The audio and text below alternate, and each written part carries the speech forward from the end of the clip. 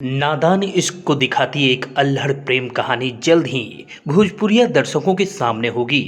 दरअसल एक भोजपुरी फिल्म जब प्यार केहू से हो जाला का न सिर्फ हाल ही में मुहूर्त हुआ है बल्कि इसकी शूटिंग भी शुरू हो गई है। इस फिल्म में प्रेमी प्रेमिका के किरदार सुपरस्टार अरविंद अकेला, कल्लू और यामिनी सिंह निभा रहे हैं, जो सिल्वर स्क्रीन पर इश्क में नादानियां करते हुए दिखेंगे।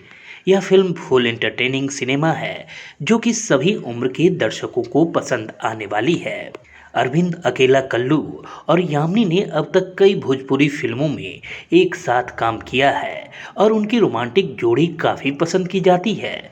उनमें कमाल की अंडरस्टैंडिंग और दोनों के बीच गजब की ट्यूनिंग है। भारत फिल्म आर्ट्स के बैनर तले बन रही फिल्म की निर्मात्री पद्मिनी सिंह, निर्देशक सुजीत कुमार सिंह, लेखक वीरू ठाकुर, संगीतकार ओम झा, साजन मिश्र हैं, जबकि इसका छायांकन फिरोज खान, नृत्य प्रसून यादव, मारधाड़ प्रदीप खड़का और कला निर्देशक संजय हैं।